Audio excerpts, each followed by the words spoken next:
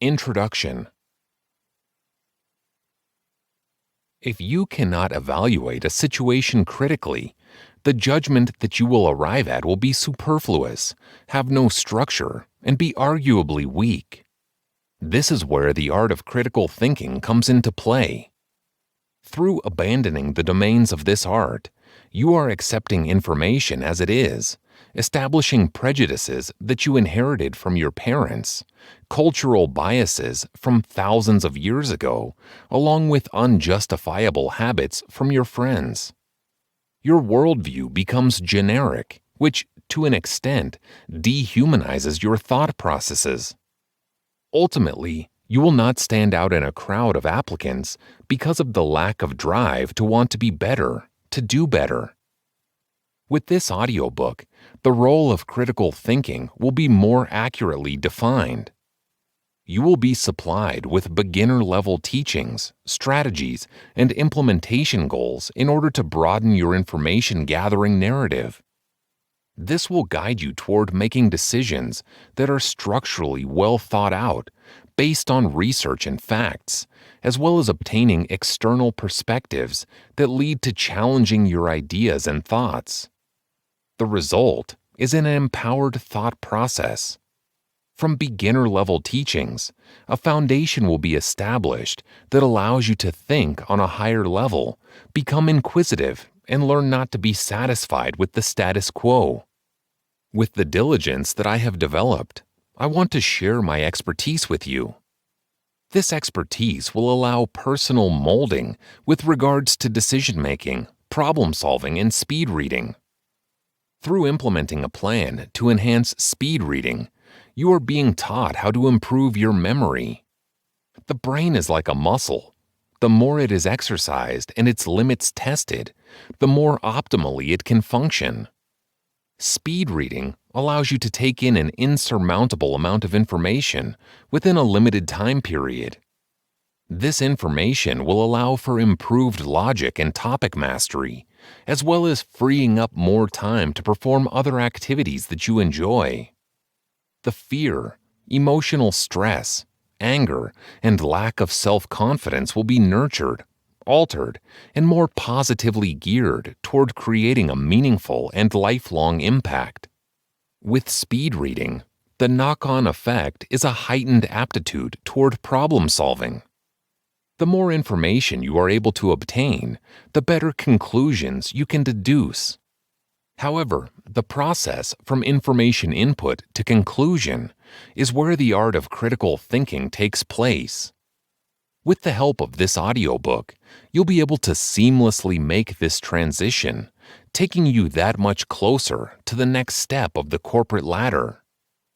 Critical thinking protocols need to be trialed and tested in order to ensure any potholes are filled and that there is reciprocity regarding the results that are obtained. Over time, this has been an important focus, ensuring that the quality provided to you is dynamic and allows you to function in a changing environment. Through implementing my step-by-step techniques, you will learn better time management, heighten your ability to make better and more informed decisions, as well as learn mental exercises to maintain a clear mind that is not clouded by self-doubt, anxiety, or damaged self-confidence. If you are unable to establish a sense of critical thinking, you are taking away from your own personal ability to achieve, live an organized life, establish meaningful conversations with others, as well as forcing yourself to remain transfixed with how the world was. The world is evolving as we speak, and you will become lost if you do not learn to adapt with it. This is what I will provide you with, the ability to use what you read, learn, and talk about in order to positively alter your actions, intellect, and reasoning skills. The content in this audiobook is written in such a way that it is easy to follow, understand, and implement in your daily life. Step-by-step explanations are supplied in order to ensure you are well-equipped in becoming a critical thinker that uses reliable information to make decisions. This audiobook plans to take you from focusing on small problems that you have identified, placing them into the bigger picture, and altering your approach to ensure the best possible outcome. Through following the strategies and teachings in this audiobook religiously, your resultant yield will be an immeasurable benefit toward your daily functioning, proceeding well into your foreseeable future. Every chapter in this audiobook is carefully crafted to provide actionable steps for you to take in order to ensure you can optimize your lifestyle and become the best version of yourself. Your journey through critical thinking and living a more fulfilled life starts here. Take the jump with me as we create a generation that is innovative and has the ability to make important corporate-based decisions. Chapter 1: The Mystery of Critical Thinking. What is critical thinking? Many a time we get complacent with facts, taking them as what a person says they are, facts. However, the act of critical thinking is taking these facts and stripping them down, taking the molehill grain by grain, inspecting, rationalizing, objectively analyzing, and challenging what is presented to us. We do this in order to form our own judgment that is not replicated by the facts that we are given. It is by creating your own narrative that you can grapple with the content and facts in an intimate way. This is what leads us to establish a holistic approach toward analyzing categories of information, sparking the hunger for more in-depth information that either complements or contradicts the judgment we have arrived at. A person who has not adopted the critical thinking mindset would merely take all the information provided, whether it is factual or not, and disregard any further thinking that is required. The reason they do this is because an information overload is seen as too much effort, energy, and ultimately a waste of time. So in the end, they decide to take somebody else's facts as their own. Let us paint a picture of this scenario. You meet someone in a bar and you two are really hitting it off. The conversation is flowing nicely until they ask you about your opinion on a matter. Now, because you have not adopted the critical thinking mindset, you are providing them with facts that they probably already know, leading to a rather superfluous and mundane outcome. What are the benefits of critical thinking? Motivating one to take up a new skill is most of the time followed up with the question, so what benefits will this give me? There are a few reasons why you should put some time into establishing a mindset of critical thinking. Many professions that are information-loaded benefit greatly from adapting a critical thinking mindset. In situations like those of a lawyer or doctor, it is the finite information that leads to your desired outcome. However, it is through critical thinking that you are able to analyze information, systematically integrate this information into innovative solutions, and deduce simplified answers from seemingly complex circumstances. Through this, you are developing your personal skills too. You are heightening your problem solving, digital literacy, as well as critical communication skills. In the end, you become an educated individual that is able to appreciate and weigh the pros and cons of a situation. This makes you less likely to be affected and influenced by propaganda as well as fake news. Typically, a catharsis exists where we question ourselves about the decisions we have made.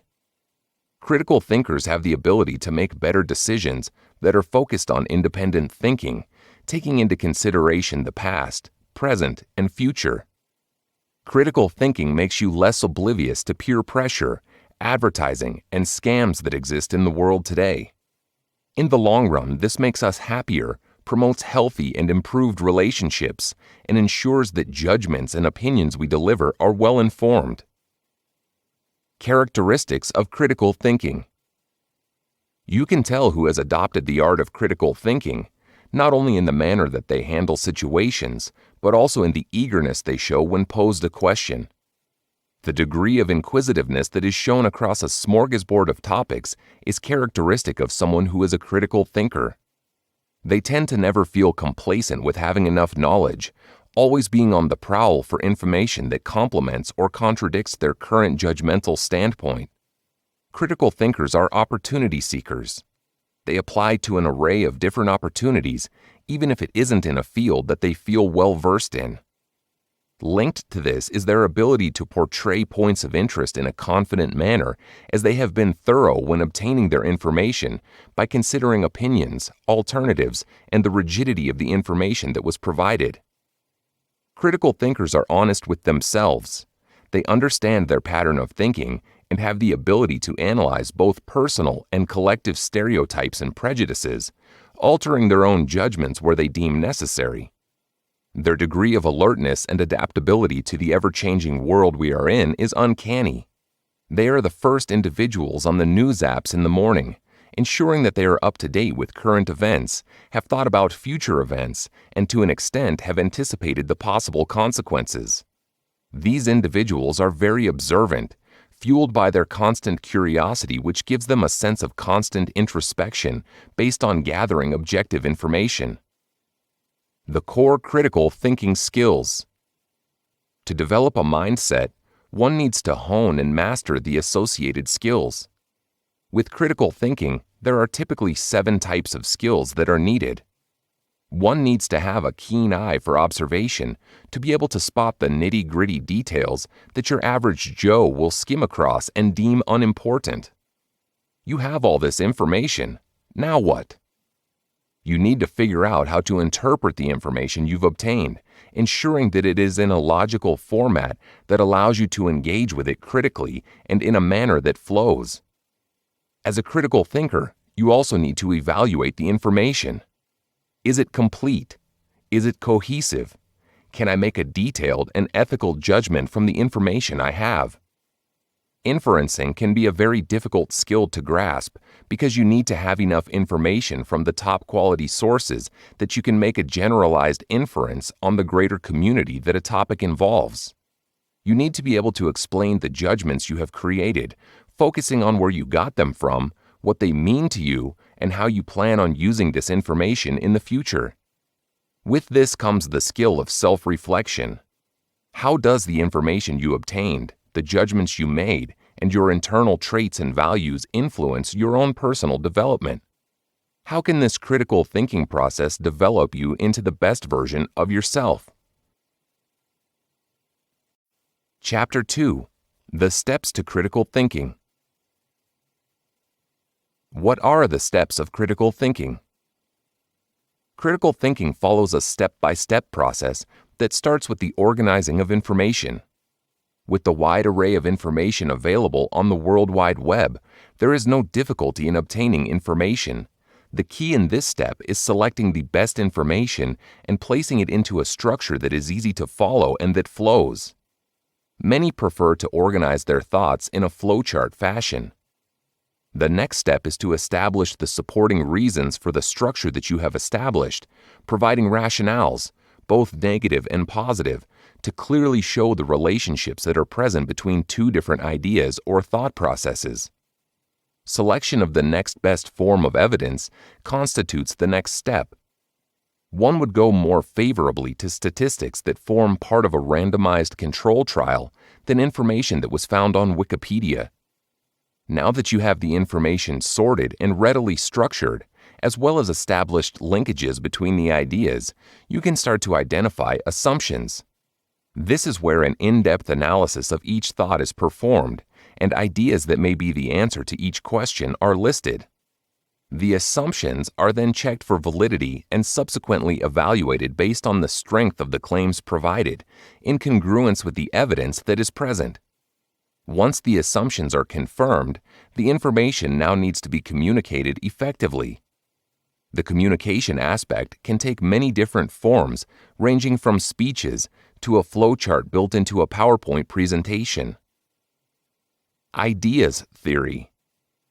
The above process is based on the ideas theory, also known as the theory of forms. Developed by Plato in the 16th century, the ideas theory is a philosophical theory that works on the basis of how one's worldview conceptualizes the physical world as not being real or true, establishing the notion that there is an array of absolute and unchangeable ideas. I would suggest reading that again. It in itself can be confusing and a difficult concept to grasp. To explain this concept, it is best to utilize an example. When we see a beautiful person, we ourselves know that that person is beautiful. This is on the premise that we aren't using any metrics or qualification systems to judge beauty, we simply just know it. However, Plato says there is a form in everything that exists in the world. Now, the word form in this context refers to the original idea that we as individuals have about every materialistic thing we see in the world. We can, therefore, relate this statement to the form of a table, a chair, a refrigerator, everything that we can see. We know that a table is a table, irrespective of its dimensions or color. With theories, there will always be a form of practical adaptation and improvement based on potholes that have been discovered during implementation. This led to Plato acknowledging that a combination of forms could present itself. For example, is a black leather wallet a form on its own, or is it seen as a combination of the forms for wallets, black and leather? After acknowledging the limitations of his theory, Plato worked hard to address them. He primarily did this by categorizing objects based on being, sameness, difference, change, and unchanginess. We are now able to establish that Plato formed the foundation of critical thinking without even knowing it. When we obtain information as part of the critical thinking process, we are in essence absorbing a multitude of different forms. From characteristics to new topics, each has its own list of forms that are associated with it. Taking these forms into subsequent steps of critical thinking, we are able to analyze them in terms of their validity and usefulness within a personalized context. Establishing whether more forms are necessary in order to tend toward a state of completeness. Plato went on to use his ideas theory to establish the tripartite nature of the soul, and he theorized that the soul has three parts, namely reason, virtue, and desire. He focused on the soul being immortal and having existed before a human was born, claiming that we are born with a number of forms already ingrained in our soul, supposedly from our previous lives and experiences. It is this evidence that reinforces that even right after birth, we as individuals are able to implement critical thinking. However, the extent at which this occurs will be different. We can, therefore, extrapolate that as the complexity of tasks increases, the number of forms necessary will follow suit. Chapter 3: The Approach to Using Critical Thinking in Daily Life. Types of problem solving. Critical thinking is typically used in problem solving. However, the manner in which it is used will be different based on the approach one takes to problem solving. Problem solvers can be categorized based on the manner in which they want to obtain information. The independent problem solvers enjoy obtaining information on their own, not looking to others for a different perspective. They enjoy approaching a task and thinking of it in their own time. The thinkers enjoy looking at a situation and devising a plan on how they can critically engage with the problem before planning their next move. These thinking processes guide the manner in which they obtain information, directing them to other avenues of thought that yield a more concrete answer to their problem. The askers are those that enjoy asking others' opinions about a specific problem, even to the extent of asking them for the direct answer.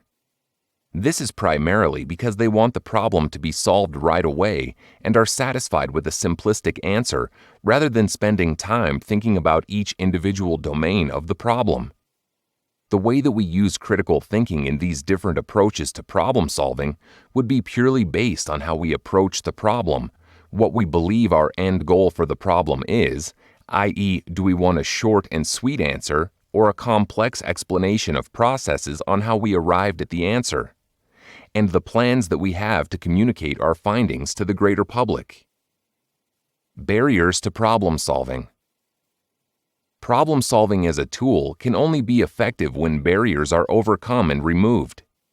One of the most prominent barriers to problem solving is the inability to recognize that there is actually a problem.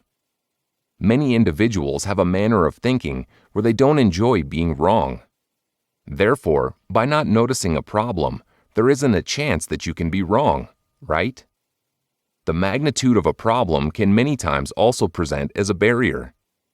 When the risk is too large, such as when attempting to tackle a problem of huge size and proportion, example, getting rid of all the pollution across the world, one would need to, in a sense, put their own life on hold in order to even attempt this problem.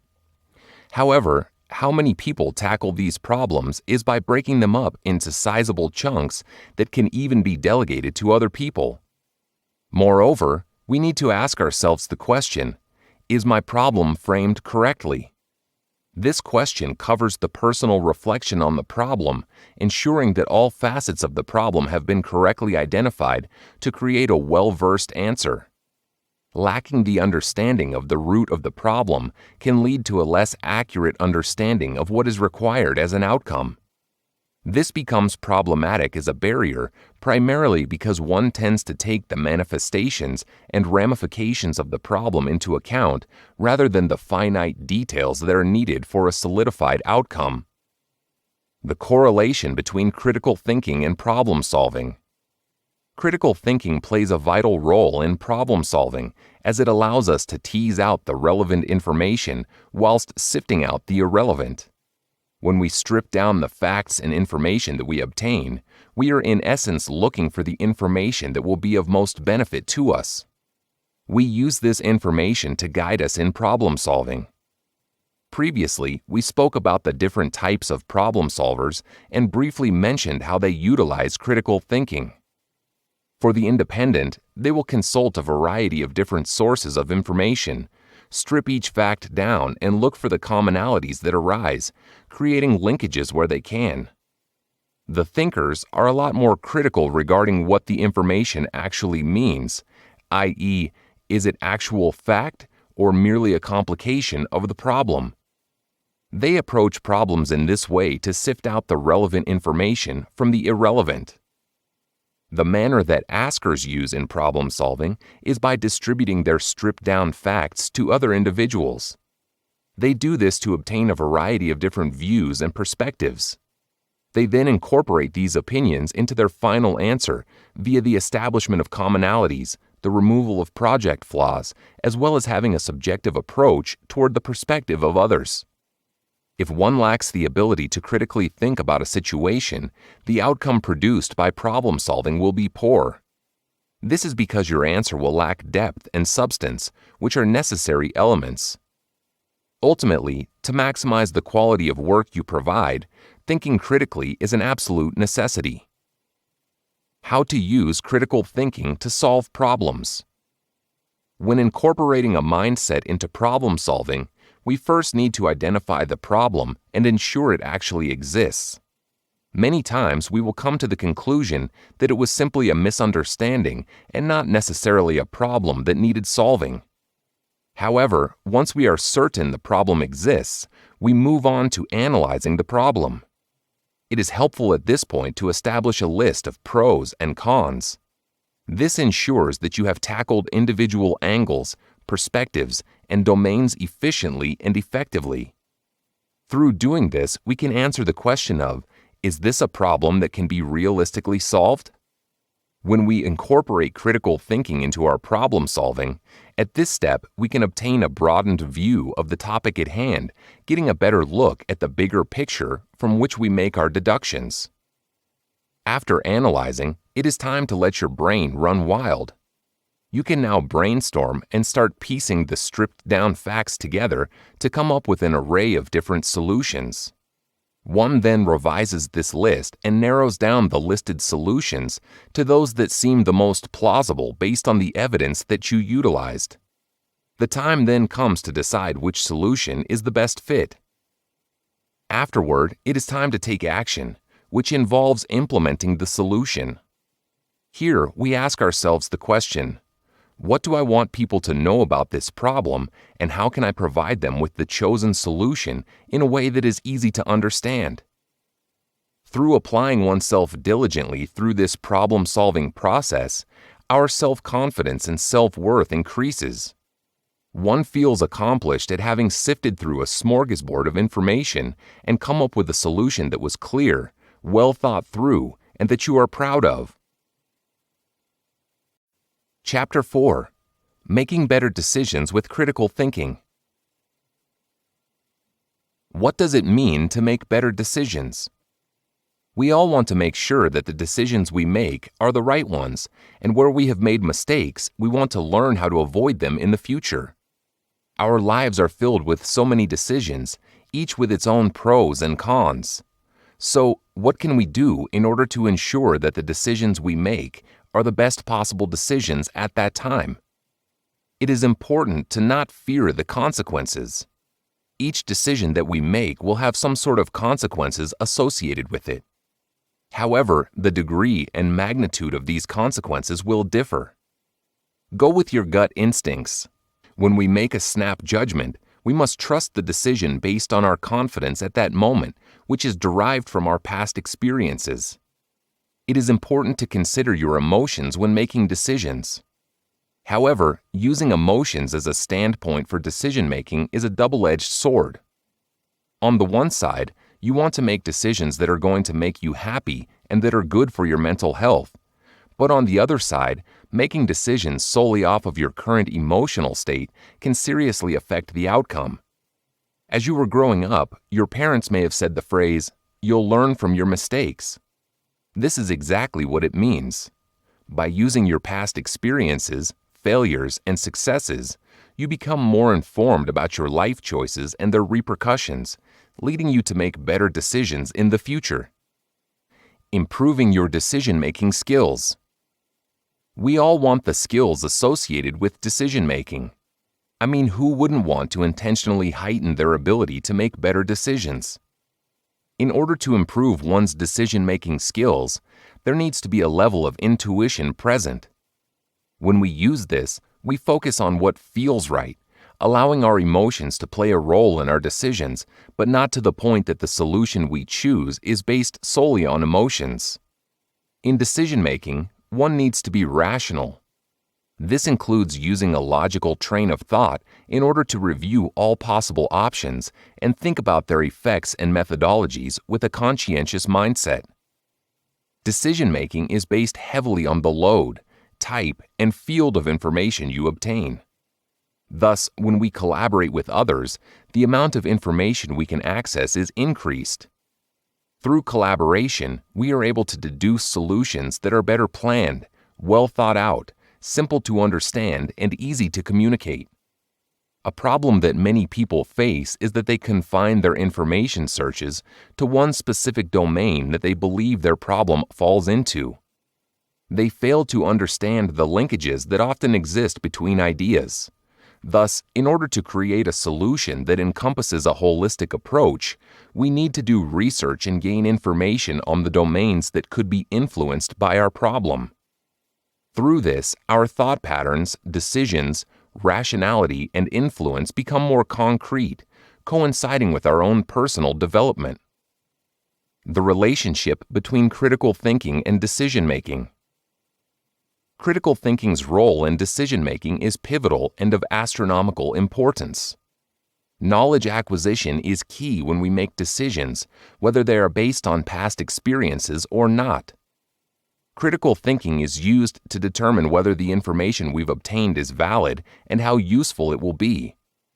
We know by now that critical thinking strips knowledge to its core, a typical top-down approach. It is in this way that we identify the effect that minuscule facts can have on our manner of thinking, the type of decisions we want to make, as well as the trajectory taken to reach our final outcome. Critical thinking allows us to invest more in the decision-making process, providing an array of different avenues to think of different possibilities. It is in this way that we feel committed and more confident in the approaches that we are taking when we decide to make a decision. Critical thinking further ensures that we are well equipped when posed with social pressures and propaganda that has the ability to influence the decisions that we make.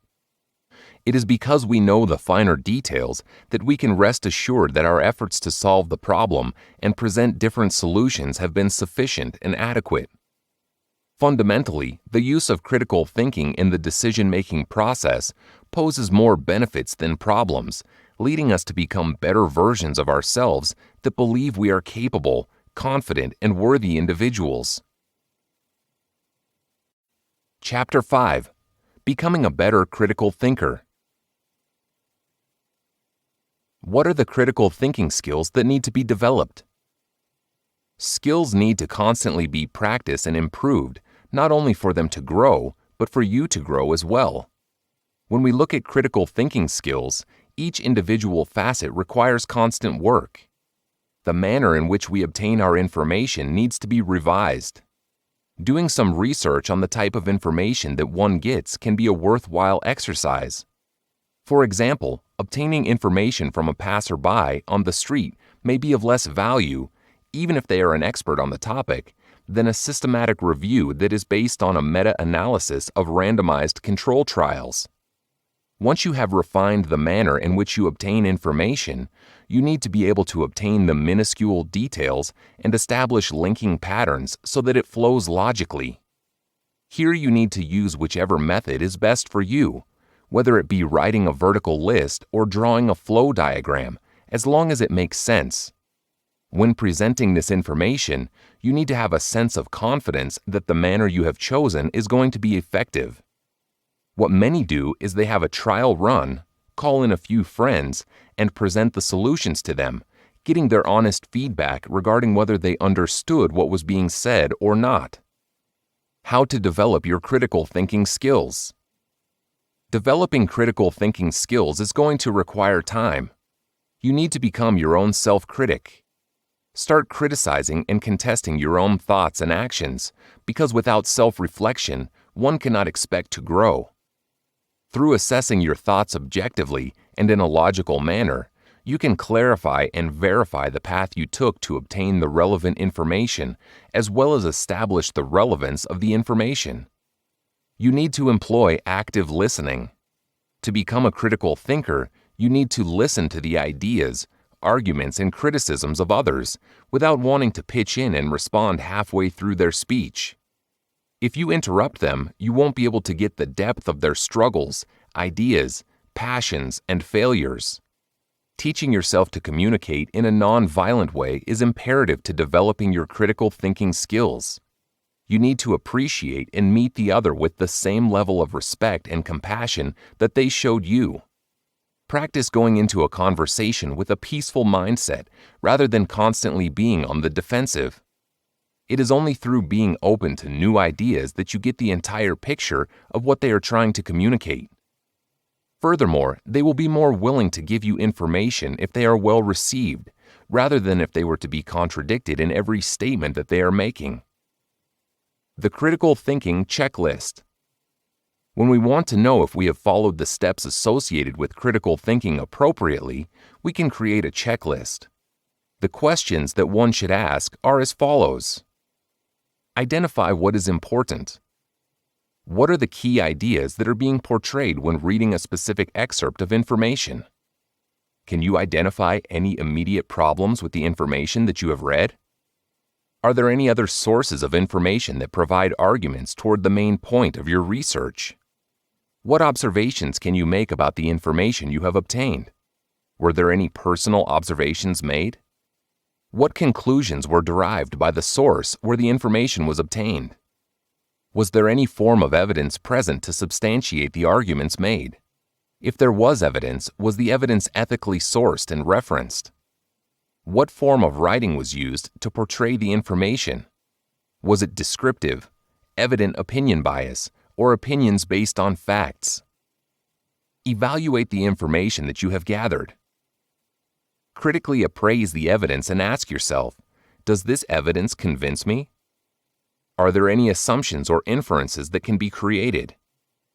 Is the information the latest form of information? Is the information outdated? What methods of investigation were used? Did they show any level of bias? Do you agree with the manner in which the information is posed, or is it portrayed in a biased way? Does it make you agree with what is being said? Look beyond what you are reading and hearing. Are there other sources of information that provide you with a different viewpoint? How many different perspectives can be found based on the same line of thinking? Are there any linkages between the different perspectives, and if so, are they contrasting linkages based on relevant and best evidence? How does your prior knowledge influence the manner that you relate to the information you have sourced? Are there any implications regarding your ability to read about the information? Do you have sufficient access to a variety of different types of information, research papers, and individuals to examine different perspectives? If not, how can you overcome this? Clarifying your point of view. Can you find adequate reasons that support your view on the subject matter? Can you establish conclusions on the basis of the evidence that you have compiled? If not, what still needs to be done? What is the best possible method to deliver the information, methodology, and conclusion? Are you able to apply your conclusion to other areas and examples? If so, what are the similarities and differences? Hey, it's Maxwell Jensen. As mentioned at the start of this audiobook, you have an exclusive offer available to you for a short period of time. In case you forgot to claim your 100% free, no strings attached Ultimate Mindset course by Intelligence Mastery, please can you make sure to do so now? The reason for this is in the next coming chapters, I will be discussing and referring back to parts of the course that Intelligence Mastery has created for you to improve your mindset. It will be pivotal to have this course available at all times, as when learning about self-improvement strategies, the Ultimate Mindset course will guide you to implement these strategies in a quick and effective manner. In case you forgot how to claim your free copy of the Ultimate Mindset course, search in your search browser's URL free.intelligencemastery.com. Remember, before listening any further, please do this now, as I will refer back to parts of the course throughout this audiobook. Chapter 6: Developing a Strong Mind. Benefits of having a healthy mind. Having a healthy mind makes us, as human beings, function optimally. It is when we are at our optimum functioning that our reasoning is heightened. This gives us a sharper memory, enabling us to interact more intimately with information, contesting it for validity and comparing it against other sources and our past experiences. The thought process then becomes more clear when we have a healthy mind. When we are able to think cohesively about a topic, we not only produce better quality information, but we become more able to arrive at meaningful answers.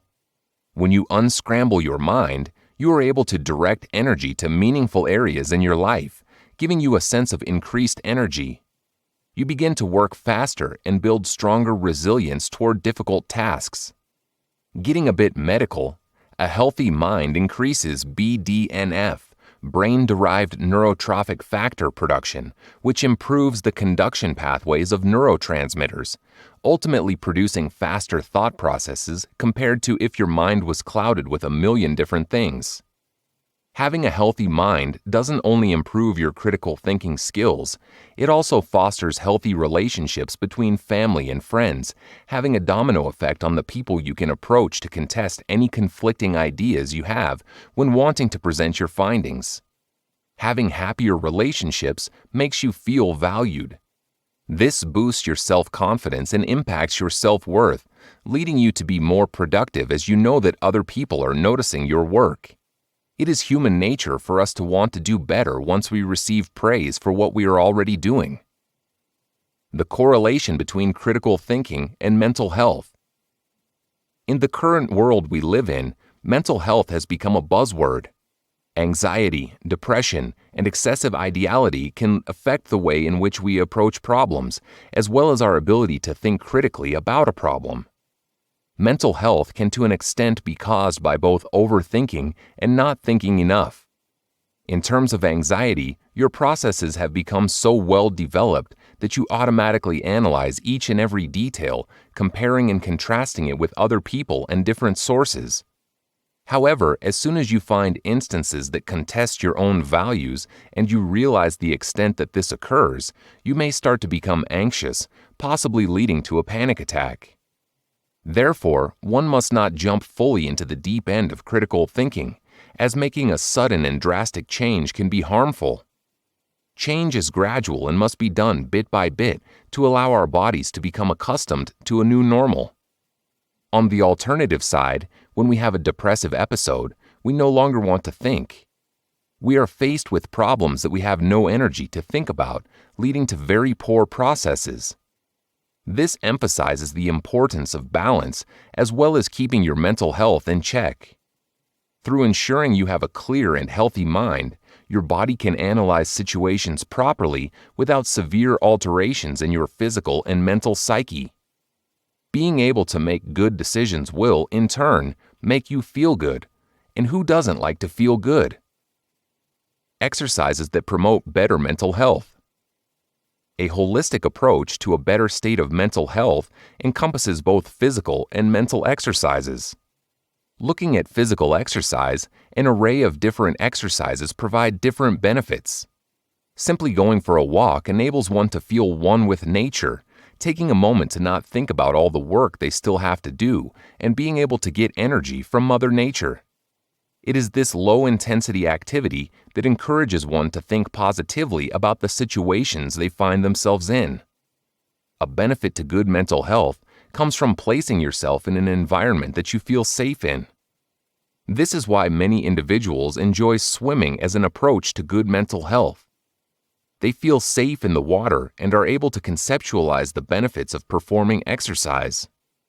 By performing the rhythmic movements of strokes, it also allows you time to think at a pace that you enjoy. Even if you don't like the water, there are many different types of sports like tennis, volleyball, and basketball that create specific environments, allowing you to think about life while remaining active. Apart from low-intensity exercise, there are some that really feel better mentally after they have released a steady stream of endorphins in a spin class or dancing to their favorite Zumba song. And if you like more extreme forms of exercise, why not try out a HIIT, high-intensity interval training class? You might come out of there feeling slightly dehydrated from all the sweating, but you will feel so good and proud of yourself that your physical turmoil would have all been worth it. The impact of mental exercises on mental health should not be overlooked. Many discount the effect that listening to your favorite music has on your mental well-being. Doing things you enjoy is what releases those endorphins and makes you feel good about yourself. Whether it be rock, pop, heavy metal, or even K-pop, it doesn't matter what others think. If it makes you happy, go for it. Coupled with that is doing things for yourself and not to please others. A taxing principle of mental health is that the person who suffers doesn't have enough of themselves in their cup to give to others but still forces themselves to do so anyway. When you take a moment to ask yourself if an activity is benefiting you and your mental health, you start to identify what is important for you and what others find you important for. Making your goals realistic is also very important. If you reach too far without knowing your own limitations, you are setting yourself up for not only failure, but also for a depressed mood. We as human beings want that feeling of achieving something. However, when this feeling is denied to us, we become lethargic, despondent, and irritated. It takes a lot more effort to get yourself out of that black hole of sad emotions than it does to accept your limitations. Know what you are capable of doing on your own and set realistic goals for yourself. Chapter 7. The Effects of Critical Thinking. Critical reading. Critical thinking allows us to become apt in a number of other skills, such as that of critical reading. Critical reading is seen as a more active way of reading. It allows the reader to delve deeper into the meanings that are expressed by a specific text, engaging with the text on a personal and professional level. In order for you to utilize critical reading, you need to survey the information you are provided with. You need to know what you are looking for. Next, ask as many questions you can think of. It will make sure that you not only understand the content you are reading, but also that you are comfortable with the content that is being read. It is through having a critical thinking mindset that we are able to progress and develop ourselves in other domains, like that of reading critically. To really become a master in your field, you need to keep on learning, and the best way to do that is to keep on reading. Reading for knowledge purposes doesn't mean passively sliding your eyes across each consecutive word, but actively understanding each sentence that is being written. As one delves deeper into critical thinking, one will find that actively reading content becomes easier and uses a lot less energy. Critical thinking stimulates your brain to be inquisitive, to ask those questions, as well as search for possible avenues to answer them. This will show gaps that are present in the research and prompt where more reading is necessary, with the quickness of how these gaps are filled being fully dependent on the grade of critical thinking you are using. Finally, record key concepts that you believe will be of great use in the future of your problem-solving journey. Self-improvement. Critical thinking enables us not only to strip down information that we encounter, but also allows us to strip down ourselves, not in that way, in order to really come to terms with who we are. This isn't a quick and easy process. It requires time and desire for introspection and change. It leads to self-improvement because we are able to identify what ticks us off, what makes us feel better when we are down, and what measures we need to take when we find ourselves struggling emotionally. Improving oneself isn't an easy task. Many people, even those who look like they have their lives together, struggle to really come to terms with themselves as individuals. Through using critical thinking in self-improvement, you are able to identify your values and the traits that you relate with. You are able to see why certain environments made you uncomfortable and why you never flourished in specific relationships, ensuring that you do not place yourself in those situations again. This further has a knock-on effect on your mental health and well-being. It maximizes the clarity and healthiness of your mind, making it that much easier for you to think, act, and perform at your best.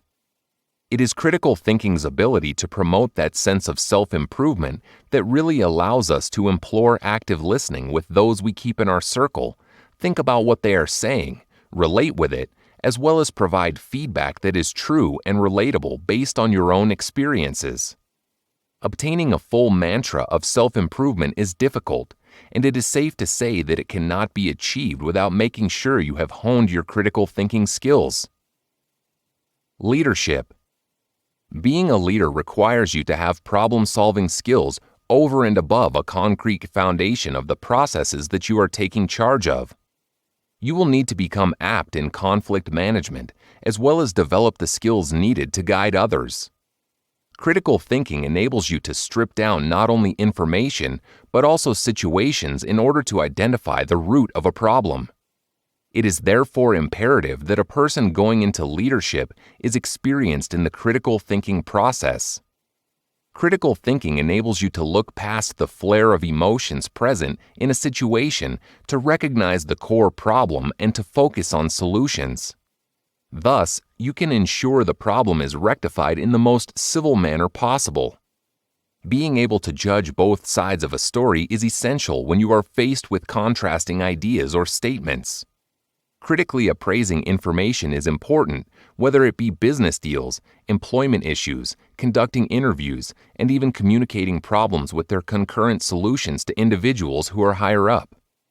Leadership requires a fortitude of selflessness, putting the needs of others before your own in many cases, whilst still balancing your work responsibilities. Through critical thinking, you are able to structure these orders in terms of priority and identify which solutions need your immediate attention against those that won't cause a major uproar if they aren't solved right away. As a person in leadership, critical thinking will also warn you when you yourself are not able to function at optimal capacity.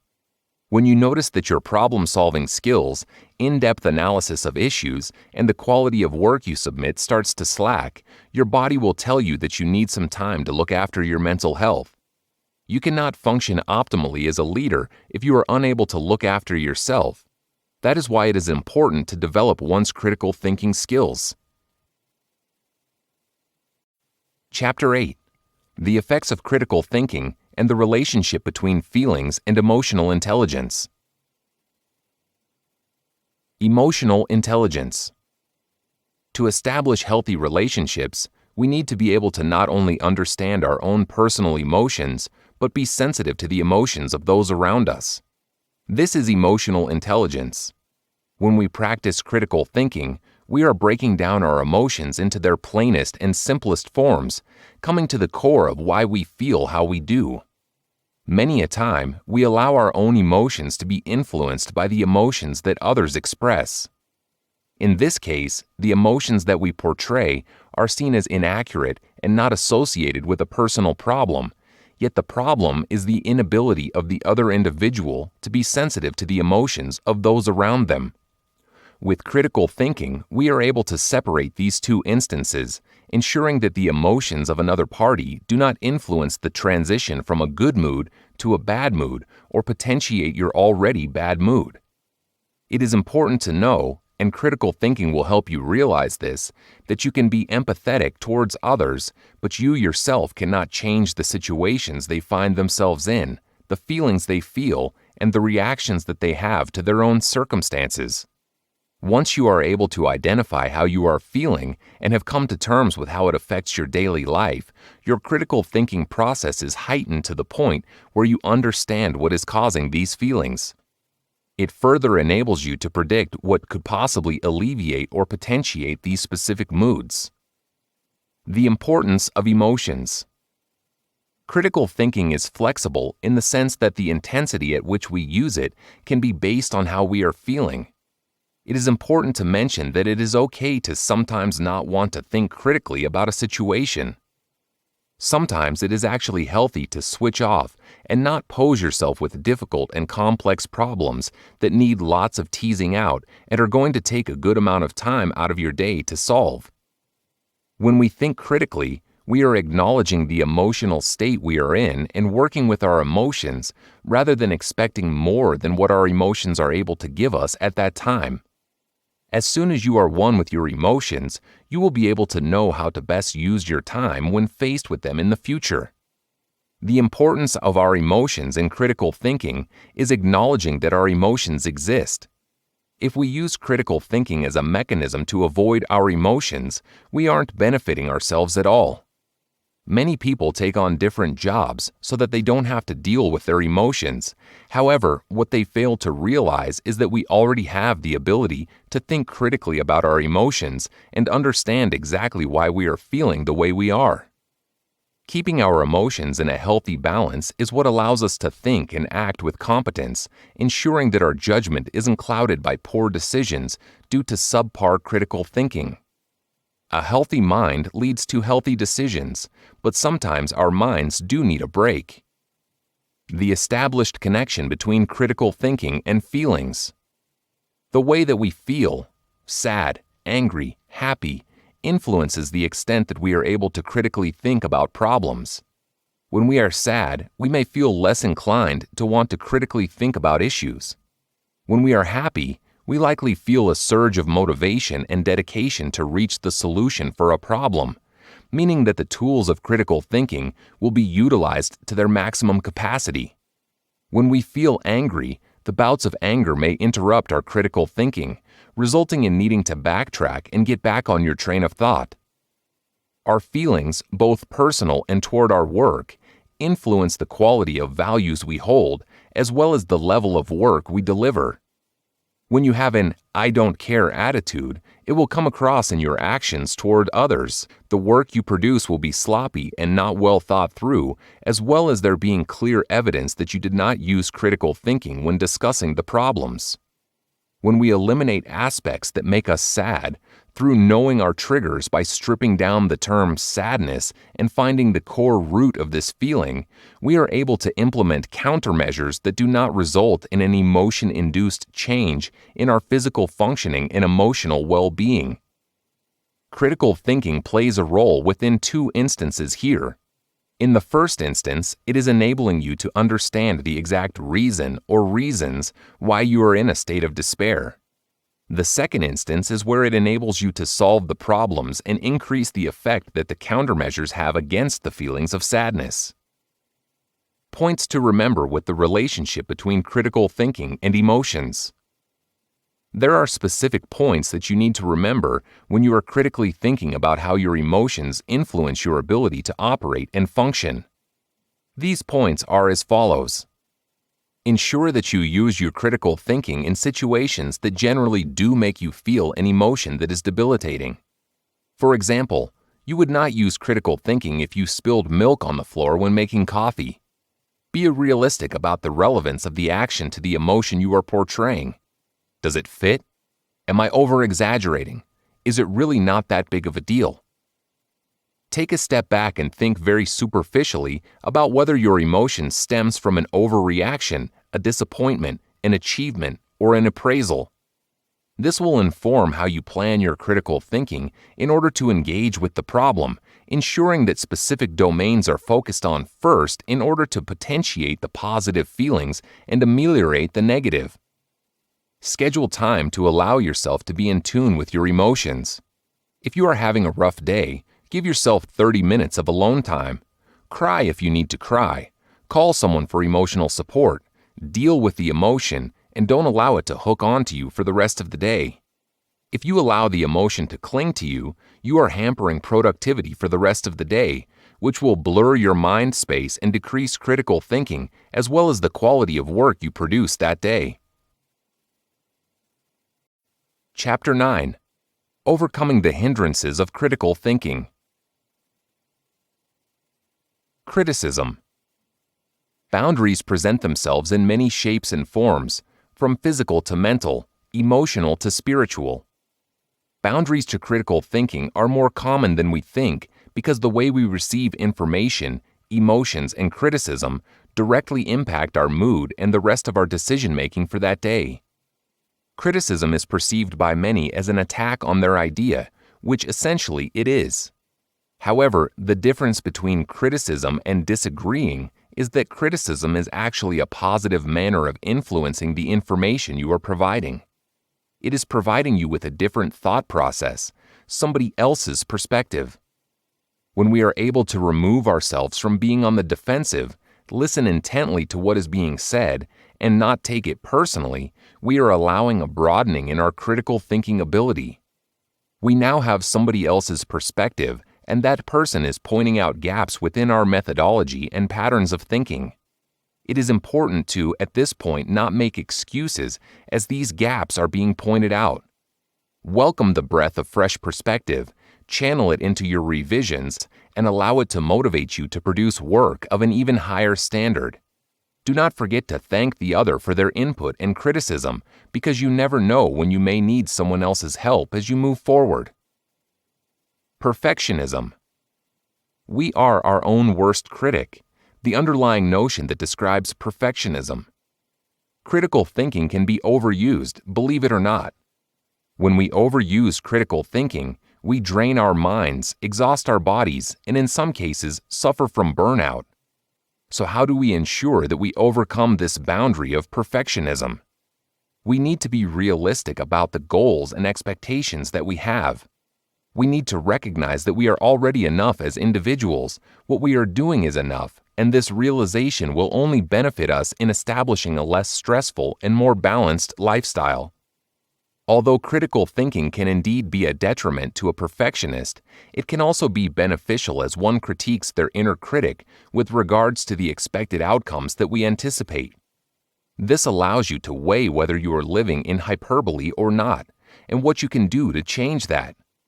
A typical perfectionist is a hard worker, but what worsens their mental health is their inability to say no.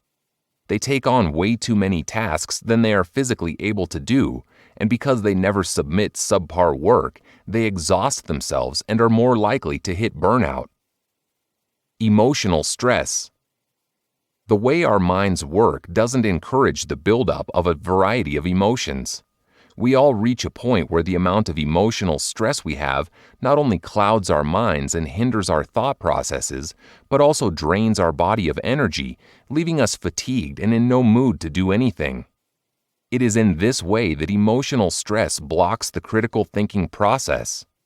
So, how do we remove this block? You need to set aside leisure time so that you can lose yourself in your happy thoughts in an activity that you enjoy. It is important to keep your sense of humor. Your sense of humor allows you to still look at some positives during the stressful times, contributing to your ability to get out of that emotional black hole. Some people get overwhelmed when they are given a large task, feeling flustered, nervous, and in some ways scared. Breaking down this barrier is rather simple. It is accomplished by breaking the large task down into small chunks that are doable and not immensely time-consuming. Finishing small chunks of a big task gives you that feeling of success, of achievement, which motivates you to want to see the project through. Direction. When we lose our direction, we tend to feel scatterbrained.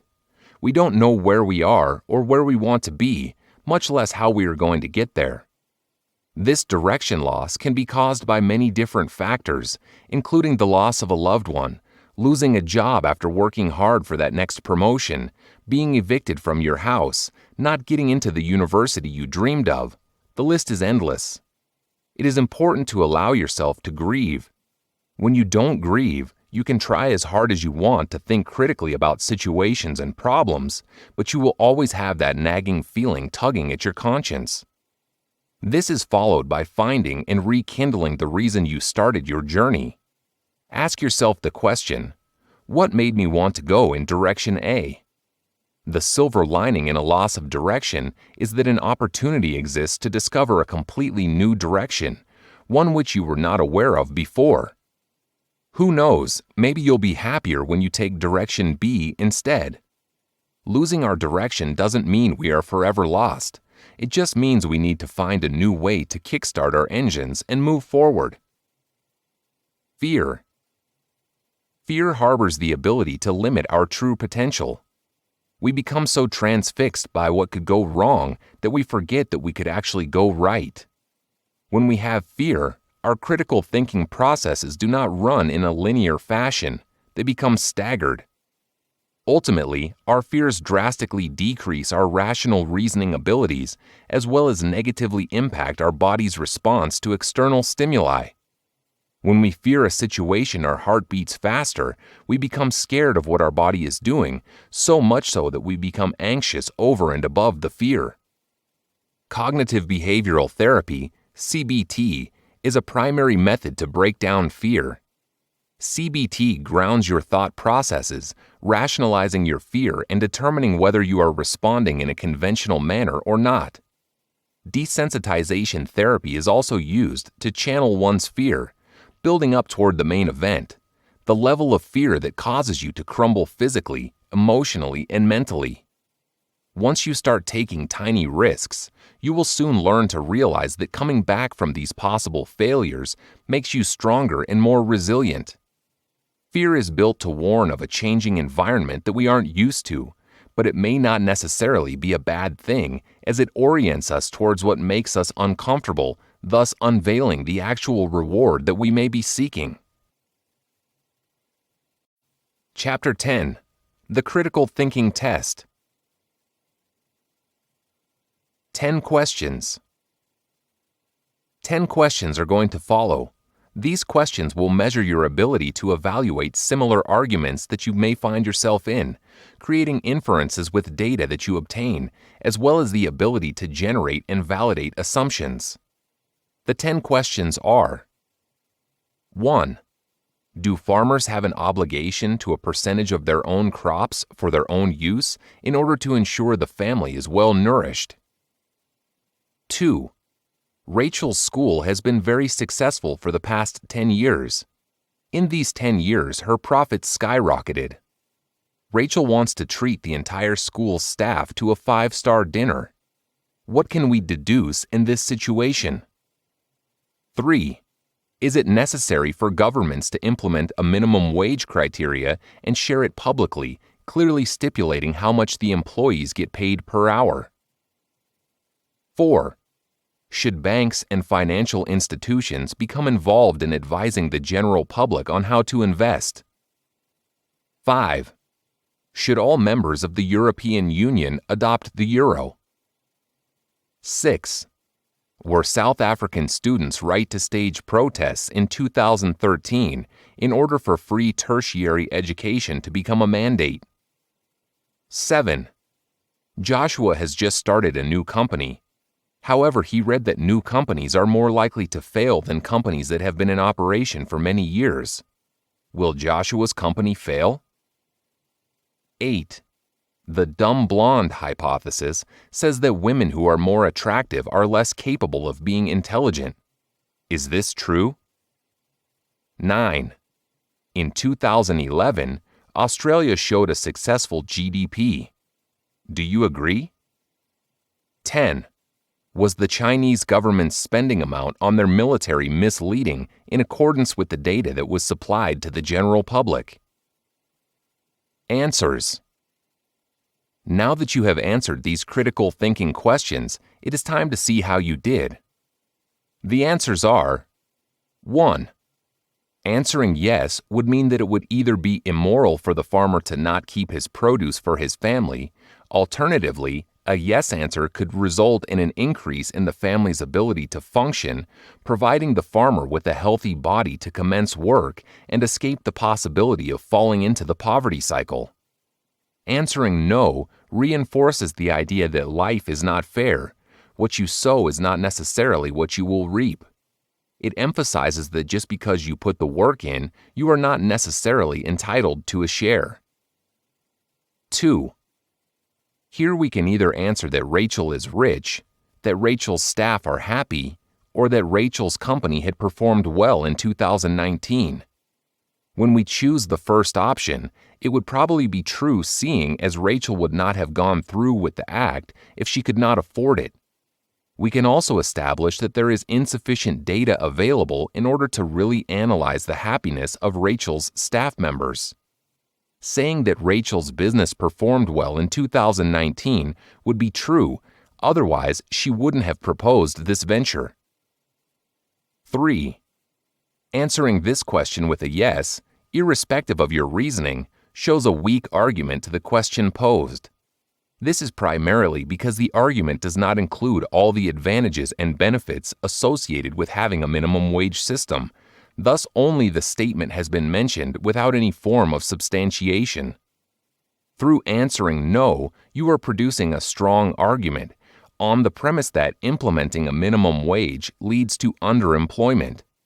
This forces the terms of employment to be confined to employing staff on a part-time schedule, taking into account the monetary constraints which prevent staff from being hired on a full-time basis.